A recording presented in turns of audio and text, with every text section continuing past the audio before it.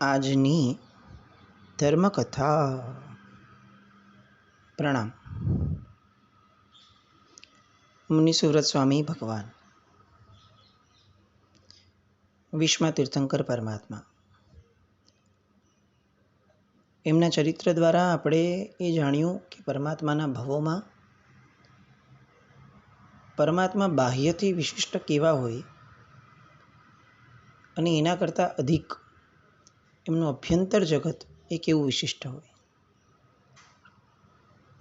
કોઈ પણ પરમાત્માના ભવ પરંપરામાં ઊંડાણમાં જવાથી આપણને એ સમજાય છે કે સમ્યક દર્શનની પ્રાપ્તિ એ અંદરમાં કેટલી સુંદરતાવાળું જગત હોય છે. આપણે આમ સામાન્યથી પર્યુષણાની અંદરમાં વર્ધમાન સ્વામી ભગવાનના જીવનચરિત્ર અને કલ્પસૂત્ર દ્વારા જ્યારે શ્રવણ કરીએ છીએ ત્યારે નૈસારનો ભવ આપણી બાજુમાંથી કેટલો બાયપાસ થઈ જાય છે. બહુ સામાન્યથી આપણે આમ એવું સમજ્યા કે નૈસારે મારા સાહેબને વરાવ્યો અને એમાં એમને સમ્યક દર્શનની પ્રાપ્તિ થઈ. જે ઘટના જ આંતરિક જગતની છે, એ ઘટનાના આંતરિક જગતને જોયા વિના આપણે એને ન્યાય કઈ રીતે આપશું? મહારાજ સાહેબને વોરાવવું એ આલંબન એ નિમિત્ત બન્યું, પણ હકીકતમાં જે કાર્ય થયું એ તો અંદરના જગતમાં હતું. મુનીશ્વર સ્વામી ભગવાનના જીવે જે રીતે એમના પ્રથમ ભવની અંદરમાં પુરુષાર્થ આદર્યો, મનમાં જે પ્રકારે એમણે શિવકેતુના ભવની અંદરમાં એમના મનમાં ખળભળાટ અનુભવ્યો, હચમચી ગયું મન. સામાન્ય સમજણથી બહુ જ ઊંડાણમાં જવાનું થયું. ચિંતન મનન, એના દ્વારા પ્રશ્નો, એના દ્વારા અંદરમાં બેચેની અને બધાના ઉત્તર સ્વરૂપે તત્વની સમજણ, એ તત્વમાં શ્રદ્ધા થવી અને શ્રદ્ધા થયેલા તત્વ પછી એનું શ્રદ્ધાન ઊભું થવું અંદરમાં. એ પછીથી એ શ્રદ્ધાની સત્યતાને વળગી રહેવાની અંદરમાં એક કમિટમેન્ટની ભાવના થવી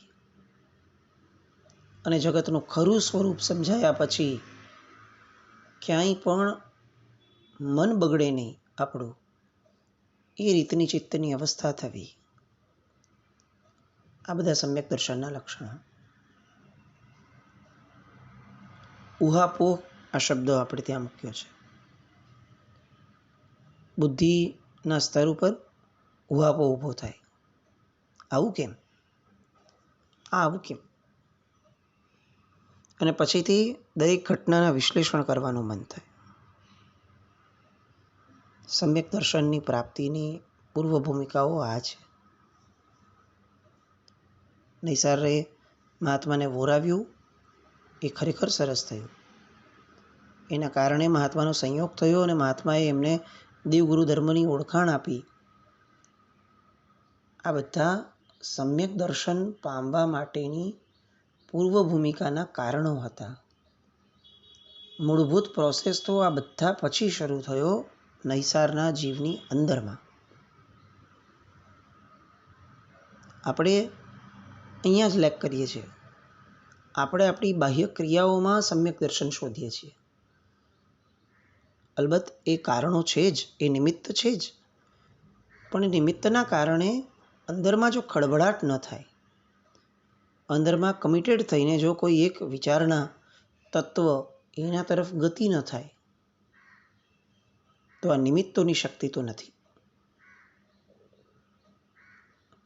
પરમાત્મા વર્ધમાન સ્વામી ભગવાનને સામાન્યતયા ગૌતમ સ્વામી મહારાજ પ્રશ્ન જ્યારે પૂછે છે ત્યારે એવું પૂછે છે કે પ્રભુ, મારા દ્વારા નવગ્રહ વિવેકમાં અનુત્તરવાસી દેવના ભવોમાં કેટલી વાર દેહત્યાગ થયો હશે? મારી ભવ પરંપરામાં કેટલી વાર મેં ત્યાં જન્મ લીધો હશે? અને ત્યારે પ્રભુ જવાબ આપે છે, અસંખ્ય વાર. જે સ્થાનો શુદ્ધ ચારિત્રના પાલન વિના, નિરતિચાર ચારિત્રના પાલન વિના ક્યારેય પ્રાપ્ત નથી થયા. આયુષ્યનો બંધ પડે અને એ સમયે નિરતિચાર ચારિત્રનો પરિણામ હોય, ભલે દ્રવ્યથી, પણ એ પરિણામ હોય તો જ જે સ્થાનોમાં જન્મ મળે છે એવા સ્થાનોમાં પણ જો આપણે અસંખ્ય વાર ગયા છીએ તો એનો અર્થ કે આપણને આ ધર્મ, આ શાસન, આ ચારિત્ર જીવન, આ આરાધનાઓ એ બધી અસંખ્ય વાર પ્રાપ્ત થઈ હશે. પણ એ અસંખ્ય વાર પ્રાપ્ત થયેલી ઘટનાઓમાં સમ્યક દર્શનનું જે નવનીત છે, સાર છે, એ આપણે કાઢી કદાચ નહીં શક્યા હોય એટલે જ અહીંયા અત્યારે છે. અને કાઢ્યું હશે તો એને ટકાવી નહીં શક્યા હોય. અને આયુષ્યના બંધને અથવા ગતિને એની સાથે કોઈ લેવા દેવા જ નથી. આ ઘોડાના ભવની અંદરમાં આપણે જોયું કે એને સમ્યક દર્શન થયું. આ બધી ઘટનાઓ માટે આપણે ચરિત્રો વાંચવા જોઈએ. આ બધા ચરિત્રોને સાંભળ્યા વિના, વાંચ્યા વિના, વાંચી અને એની ઉપર ચિંતન મનન વિના, આપણી જાતને આ ચરિત્રો સાથે સરખાવ્યા વિના આપણે ક્યારેય મોક્ષે નહીં જઈ શકીએ. મુનીશ્વર સ્વામી ભગવાન એમના જીવે જીત શત્રુ રાજાને પેલા ઘોડાના દ્રષ્ટાંત દ્વારા, ઘોડાની પૂર્વભવની કથાઓ દ્વારા એમના મનને શાંત કર્યો, લોકોને અહોભાવ થયો. અને ત્યારબાદ ઘોડાને એ રીતે આખા નગરની અંદરમાં એનું જ્યાં સુધી આયુષ્ય હતું ત્યાં સુધી સચવાયો. મતાંતરે પ્રચલિત કથા એવી પણ આવે છે કે ભગવાન મુનીશ્વર સ્વામીને જ્યારે કેવળ જ્ઞાન થયું, એ કેવળ જ્ઞાન થયા પછીથી જ તરત જ પ્રભુએ કેટલાય યોજનોનો વિહાર કર્યો અને રાતોરાત વિહાર કરી અને પ્રભુ આ ઘોડાને પ્રતિબોધ પમાડવા માટે ભરૂચ આવે છે. જગ્યાનું વર્ણન સેમ આવે છે કે આ જ જગ્યા હતી, પણ પ્રભુ રાતોરાત વિહાર કરી અને એ જ કેવળ જ્ઞાનના જ દિવસે નીકળી અને આવે છે. આવી પણ વાત આવે છે. એમાં પણ આ ઘોડાને સમ્યક દર્શન થાય છે અને ત્યારબાદ ઘોડો અણસણ સ્વીકારે છે. એ રીતની આખી વાત છે. ફરક પડી શકે વાતોમાં. કેવું છે કે આપણને અત્યારે કેવળ જ્ઞાનીની હાજરી મળી નથી. એ સમયે પણ જ્યારે આ જેને લખ્યું હશે, જેમણે, એમને પણ વહેતા વહેતા આ વાતો આવી છે.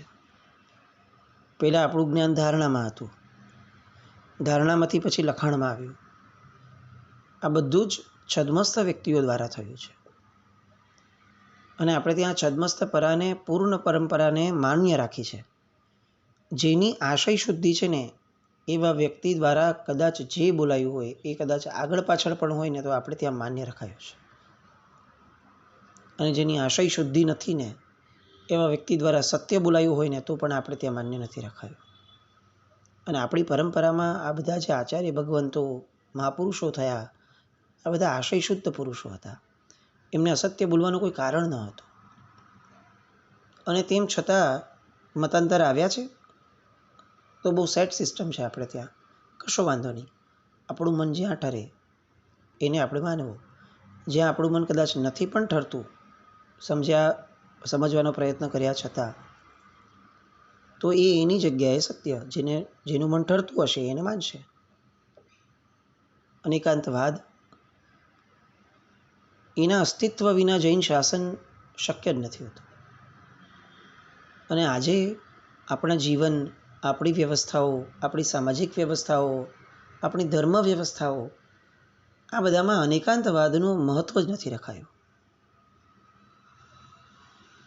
આ અનેકાંતવાદના દાવે એવું કહી શકાય કે આવી બધી જ કથાઓ, જે અલગ અલગ બધાના વ્યૂ પોઈન્ટ્સ છે, એ બધી કથાઓનું અસ્તિત્વ છે.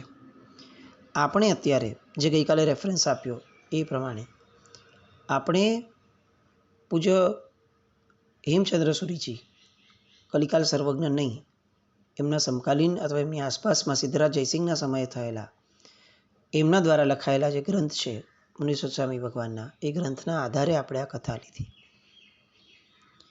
ગઈકાલે આપણે વાત કરી કે સમડી વિહારવાળી જે ઘટનાનું સાહેબ ભગવાને પ્રેરણા કરી એ પછીથી હજી એક ઘટના બને છે. ભગવાન ભરૂચમાં જ બિરાજમાન છે, ભૃગુ કચ્છમાં, અને જીતશત્રુ રાજા એ રોજ ત્યાં આવી રીતે ભગવાન પાસે જાય છે, બધી દેશના વગેરેને વાતો ને બધું સમજે છે, તત્વને બધું. એ દરમિયાન અચાનક એકવાર બપોરના સમયે ધરતીકંપોનો આંચકો આવ્યો. રાજા ડરી ગયો, પ્રજા ડરી ગઈ. દિવસના આવું ક્યારે પણ થવું, અને એમાં પણ તીર્થંકર પરમાત્માની હાજરી હોય અને ધરતીકંપ થાય એ તો અશક્ય છે. પ્રભુ હોય એના તો યોજનો સુધી ક્યારેય કોઈ મારી મરકી વગેરે દોષો, ઉપદ્રવો આ બધું ક્યારેય ન હોય. અને ધરતીકંપ થયો તેમ છતાં લોકોએ અનુભવ્યો એટલે આશ્ચર્ય થયું. પાછા પ્રભુ પાસે સાંજે જાય છે અને પોતાનું આશ્ચર્ય વ્યક્ત કરે છે. અને ત્યારે પ્રભુ એમ કહે છે કે આ હકીકતની અંદરમાં પ્રકૃતિગત જે ધરતીકંપ હોય એ ધરતીકંપ નથી. વિષ્ણુકુમાર મુનિ અને નમુચી મંત્રી એ બંને વચ્ચે હસ્તિનાપુર નગરની અંદરમાં જે ઘટના બની હતી એ ઘટનામાં વૈક્રિય લબ્ધિ વડે વિષ્ણુકુમાર મુનિએ 1,00,000 યોજનનું શરીર વિકુર્વ્યું અને ધરતી પર જે પગ માંડ્યો એના કારણે આ ધરતીકંપ જેવું અનુભવન થયું છે. આ કોઈ કુદરતી ઉત્પાત નથી, વિષ્ણુકુમાર મુનિ દ્વારા થયેલી ઘટના છે. આ ઘટના આપણને અજૈન શાસ્ત્રોમાં ઘણીવાર સાંભળવા મળી છે કે વિષ્ણુકુમાર રાજા હતા, પછી એ દીક્ષા લે છે. નમુચી નામનો એમનો મંત્રી છે, રાજ્યનો કારભાર સંભાળે છે. એ નમુચી ત્યારબાદ એટલો બધો શક્તિશાળી બની જાય છે પોતાની ઈષ્ટદેવોની આરાધના વડે કે દરેક સાધુઓને એ જૈન દ્વેષના કારણે બહાર કાઢી દે છે. છેવટે કહે છે કે આ જગતની અંદરમાં બધે જ મારું શાસન છે, મારું રાજ્ય છે, તમે એની બહાર નીકળી જાઓ. જો અહીંયા દેખાણા તો અમે તમને મારી નાખશું. કેટલાય જૈન મુનિઓની કતલ થાય છે. એ સમયે વિષ્ણુકુમાર મુનિ જે છે એ સાધનામાં હોય છે. એમને જેટલા જૈન શાસનમાં સાધુ ભગવંતો હતા, સાધુ સાધ્વીજી ભગવંતો, એ બધા આ નમુચીના ઉપદ્રવથી ત્રસ્ત થયા. કોઈની આગળ એવી શક્યતા ન દેખાય કે હવે આપણે આને કંઈક ખાડી શકશું. એવા સમયે એવું કહેવામાં આવે છે કે વિષ્ણુકુમાર મુનિ જો આવે તો આ કામ થાય. વિષ્ણુકુમાર મુનિને સાધનામાંથી બહાર કાઢવામાં આવ્યા. એમને જણાવવામાં આવ્યું કે નમુચી મંત્રીએ આ કાર્ય કર્યું છે. અને વિષ્ણુકુમાર મુનિ જાય છે સૌ વામનનું રૂપ લઈને, અને વામનના રૂપ લઈને એમ કહે છે કે મને તું કંઈ આપીશ, હું વામન છું તો યાચક છું. એટલે એને કહે છે કે ઠીક છે, તમને જે જોઈએ આપો, લઈ લો. એટલે કહે છે મને ખાલી 3 ડગલા જમીન જોઈએ છે. અને નમુચી ત્યારે કહી દે છે કે ભલે. એવા સમયે 1,00,000 યોજનનું ઊંચું શરીર કરે છે અને 2 ડગલામાં આખી પૃથ્વી કવર કરી લે છે. પછી પૂછે છે બોલ ત્રીજું પગલું ક્યાં મૂકું?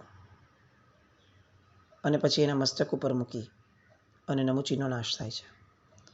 એ સમયે વિષ્ણુકુમાર મુનિનો કશાય, આમ તો કશાય ન કહેવાય, પણ વિષ્ણુકુમાર મુનિએ આ કાર્ય કરવા માટે મનની અંદરમાં જે આવેગ ઊભો કર્યો છે, આવેશ ઊભો કર્યો છે, એ આવેશને શાંત કરવા માટે દેવતાઓ સતત વાજિંત્રો, સંગીત, મૃદુ ધ્વનિ આ બધું દેવલોકમાં વગાડે છે.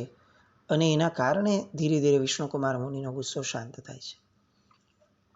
આ કથા અજૈન શાસ્ત્રોમાં અલગ રીતે આવે છે, પણ આપણે ત્યાંનો આ રીતે ઉલ્લેખ મળે છે. અને એ ઘટના મુનીશ્વર સ્વામી ભગવાનની અસ્તિત્વ એટલે કે એમના હાજરીની અંદરમાં જ થઈ હતી.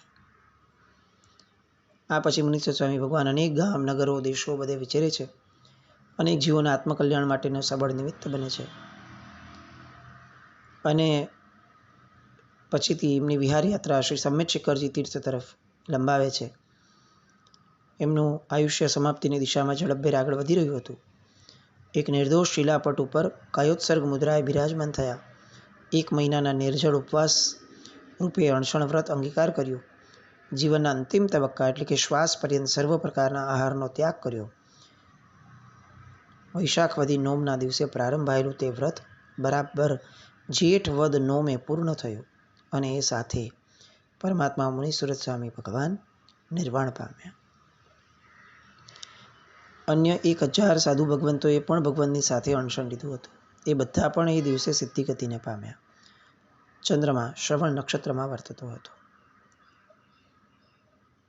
આ બધી વાતો ક્યાંક અલગ સ્વરૂપે ક્યાંક આ સ્વરૂપે આપણને મળી શકે. જેમ પહેલાં કહ્યું એમ આ ગ્રંથના આધારે આ વાતો છે. આ બાજુ ભગવાનનું નિર્વાણ થાય છે. ઇન્દ્રનું સિંહાસન કંપી ઉઠે છે. સૌધર્મેન્દ્રએ પ્રથમ તો સિંહાસનેથી ઉઠી 7 ડગલા પ્રભુ હતા તે દિશામાં જઈને વંદના કરી અને પછી હવે પોતાની યોગ્ય જે કર્તવ્ય છે એ યોગ્ય કર્તવ્ય એમને ધ્યાન આવે છે કે ઓહો, મારે પરમાત્માના દેહનું અગ્નિ સંસ્કારનું કાર્ય કરવું પડશે. અને એના નેત્રની અંદરમાં એ ગદગદતા, એ કરુણતા, એ આદ્રતા અનુભવાય છે. કર્તવ્ય પાલન તો અનિવાર્ય હતું એટલે બધા દેવદેવીઓને જાણ કરે છે. સાથે લઈને સમેત શિખરજી પહોંચે છે. બીજા ઇન્દ્રો પણ ત્યાં આવી જાય છે. બધા જ પ્રભુના નિષ્પ્રાણ એવા પવિત્ર દેહને વંદના કરે છે, પ્રદક્ષિણા કરે છે. ત્યાં જ પ્રભુના ગુણગાન સંભાળતા અને ગાતા હોય છે અને કેટલાક કામે લાગી જાય છે. અચ્યુતેન્દ્ર સેવક દ્વારા ગોશીર્ષ ચંદનના લાકડા મંગાવે છે. 3 ચિતાઓ રચાવે છે. એક પૂર્વ દિશામાં વર્તુળાકારે તીર્થંકર યોગ્ય, બીજી દક્ષિણ દિશામાં ત્રિકોણાકારે હરિવંશ કુળના દીક્ષિત મુનિઓ માટે અને ત્રીજી બાકીના સઘળા મુનિઓ માટે ચોરસ. આ પ્રમાણે 3 અલગ અલગ ચિતાઓ રચાવે છે. સૌધર્મેન્દ્ર ક્ષીર સમુદ્રના જળ મંગાવે છે. એના વડે પરમાત્માની કાયાનું સ્નાત્ર કરે છે. પછી ગોશીર્ષ ચંદન વડે વિલેપન કરે છે અને અંતે હંસોજ્વલ એવા વસ્ત્ર પરિધાન કરાવડાવી સઘળા અલંકારો વડે પ્રભુને અલંકૃત બનાવે છે. સર્વમુનિના શરીરને પણ આ રીતે તૈયાર કરવામાં આવે છે. અચ્યુતેન્દ્ર 3 ભવ્ય શિબિકાઓ બનાવડાવે છે. એક પરમાત્મા માટે, એક હરિવંશ કુળના મુનિવરો માટે અને ત્રીજી શેષ મુનિઓ ભગવંતો માટે. ક્રમશઃ એની પર બધાના દેહને પધરાવવામાં આવે છે. શિબિકાને ઉપાડી અને ચિતા પર પધરાવવામાં આવે છે. પરમાત્માના શરીરને શિબિકામાં પધરાવવાનું અને ચિતા પર સ્થાપિત કરવાનું કાર્ય સ્વયં સૌધર્મેન્દ્ર પોતે કરે છે. અને પછી ઇન્દ્રએ અગ્નિકુમાર દેવોને અગ્નિ વિકુરવવાની, પેટાવવાની આજ્ઞા કરી અને એમને વેદના તો હતી જ એ વાયુકુમાર દેવોને પણ. તેમ છતાં ઇન્દ્રની આજ્ઞા હોવાના કારણે પોતે આ કર્તવ્ય બજાવ્યું. પોતાના મુખમાંથી અગ્નિ પ્રગટ કર્યો અને 3 ચિતાઓને પ્રજ્વલિત કરી. વાયુકુમાર દેવોને પવન ફેલાવવાની વાત આવી એટલે એમણે કર્યું. અન્ય દેવોએ ઘી આદિ દ્વારા કાષ્ઠનો પ્રક્ષેપ કરતા ગયા. જોતજોતામાં બધું જ ભસ્મસાત થઈ ગયું. એ પછીથી મેઘકુમાર દેવોએ જળની વૃષ્ટિ કરીને ચિતાને ઠારી દીધી. ચિતાઓ ઠરી ગઈ એટલે ઇન્દ્ર અને અન્ય દેવોએ પોતાના અધિકાર પ્રમાણે પરમાત્માના અને અન્ય મુનિઓના શરીરની દાઢોને, એના અસ્થિફૂલોને એમના વીણી લીધા. પોતપોતાના દેવ વિમાનમાં ઉચિત સ્થાને એને સ્થાપી. એ પછી એ જ ભૂમિ ઉપર દેવો દ્વારા 3 સ્તૂપોનું નિર્માણ કરવામાં આવ્યું. અને પછી ઇન્દ્ર સપરિવાર નંદીશ્વર દ્વીપે ગયા, અષ્ટાનિકા ઉત્સવ કર્યો અને પછી સ્વસ્થાને ગયા. આખી વાતો એટલા માટે લેવામાં આવી છે કે આપણને ખ્યાલ આવે કે અગ્નિ સંસ્કાર નામનું કર્તવ્ય એ જો પરમાત્માનું પણ થાય તો આપણું પણ હોય જ. આ પરંપરા છે. લાકડા બાળવાથી શું થાય, લાકડા બાળીએ તો પાપ લાગે, આ થાય તે થાય, આવી બધી વાતો કરનારા માટે આપણે ત્યાં આર્ય પરંપરાનું પાલન એ બહુ આવશ્યકતાવાળું કાર્ય હતું. લાકડામાં બાળવું એના કરતાં ઇલેક્ટ્રિકમાં એમને બાળી દઈએ તો પોલ્યુશન ઓછું થાય, પ્રદૂષણ સચવાઈ જાય, વાતાવરણને ઉપયોગી થાય. આવી બધી વાતો કરતા વ્યક્તિઓએ પરમાત્માના ચરિત્રો વાંચી, સાંભળી અને નક્કી કરવું જોઈએ કે જે પરમાત્મા માટે ઇષ્ટ હતું એમાં બુદ્ધિ દોડાવી અને આપણે એકચ્યુઅલી શું કરવા માંગીએ છીએ. પરમાત્માના આ કલ્યાણકમાં ક્યાંય મનુષ્યોને અધિકાર નથી અપાયો. જેમ પરમાત્માના જન્મ સમયે નથી ઉજવણીમાં, એમ અહીંયા પણ નથી. આખી ને આખી તંત્રની વ્યવસ્થા બધી જ દેવો સંભાળી લે છે. હવે દેવો જાય છે એ પછી મનુષ્યો એ ચિતાના સ્થાને જાય છે, ભસ્મ ગ્રહણ કરવા માંડે છે. કેટલાક ભસ્મને પોતાના ઘરે લઈ જાય છે, કેટલાક ગામમાં પોતાના લઈ જાય છે અને ધરતીમાં ભંડારી દેવામાં આવે છે. એ જ્યાં ભંડારી હતી ત્યાં પણ સ્તૂપ બનાવવામાં આવે છે. સ્તૂપનું મહત્ત્વ આપણે વચ્ચે પણ ઘણીવાર લીધું છે કે પરમાત્માના શાસનમાં સ્તૂપનું અથાગ મહત્ત્વ હતું. આ બધા કાર્યો થાય છે. ભગવાને 18 ગણધર, 30,000 સાધુઓ, 50,000 સાધ્વીજી ભગવંતો, 1,72,000 શ્રાવકો, 3,54,000 શ્રાવિકાઓ, 14 પૂર્વોદર 500 મુનિઓ, વૈક્રિય લબ્ધિવંત મુનિઓ 2,000, વાદી મુનિઓ 1200, 1800 અવધિજ્ઞાની મુનિઓ, 1500 ચતુર્થ જ્ઞાની એટલે કે મનોપર્ય જ્ઞાની મુનિઓ અને 1800 કેવળ જ્ઞાની મુનિઓ. આ બધાનો પરિવાર હતો. આમ અસંખ્ય આત્માઓને સન્માર્ગે ચડાવવા દ્વારા જીવ માત્રનું કલ્યાણ કરવાના પોતાના લક્ષ્યને ખરા અર્થમાં સિદ્ધ કરનારા અને આપણા જેવા અસંખ્ય આત્માઓ માટે સન્માર્ગને કાયમી ધોરણે કંડારી જનારા એવા એ ભગવાન મુનિસુરત સ્વામી, એમને ત્રિવિધે વંદન કરી. એમના ચરિત્રની અંદરમાં ક્યાંય પણ કોઈ એવો ઉલ્લેખ કે જે ઉલ્લેખ એમને છાજે એવો ન હતો, જેના આશયો નબળા હતા, જે બોલતી વખતે ક્યાંક ને ક્યાંક એનાથી વિપરીત અથવા એનાથી ભિન્ન એવા કોઈ આશયો થયા હોય, કોઈ શબ્દો, કોઈ વાતો એ એમના અનુરૂપ ન થઈ હોય, એમના ગૌરવને છાજે એવી ન થઈ હોય, સાંભળનાર માટે ઇષ્ટ ન થઈ હોય, તો એ બધા માટે અંતઃકરણપૂર્વક ત્રિવિધે મિચ્છામિ દુક્કડમ. આવી કથાઓ, પરમાત્માના ચરિત્રો દ્વારા આપણું મન પવિત્ર બને, આપણા મનને એક દિશા મળે અને આપણું સમ્યક દર્શન, આપણી ભવગણતરી એ શરૂ થાય અને શરૂ થઈ હોય તો એના છેવાડા સુધી પહોંચવા માટે એ થોડી લાલાયિત બને. આપણા મોઢામાં પણ લાળ ટપકે કે આવો મોક્ષ, આવી મનોસ્થિતિ, આવી અંતઃકરણની સ્થિતિ એ મારે પણ પામવી છે. આવું કંઈક આપણા મનમાં પણ બહુ તીવ્રતાથી પ્રગટાય અને સંવાદાય. આવી બધી શુભ મંગલ કામનાઓ સાથે શિવકેતુના ભાવથી શરૂ થયેલી આખી ને આખી આ યાત્રા એ બધા દરમિયાનમાં કંઈ પણ આગળ પાછળ નબળું થયું તે માટે મિચ્છામિ દુક્કડમ. આપણે આવી કથાઓમાં સતત આપણા મનને પરોવીને રાખીએ એવી મંગલ કામના સાથે. જીના જ્ઞાન કંઈ પણ બોલાય તો મિચ્છામિ દુક્કડમ.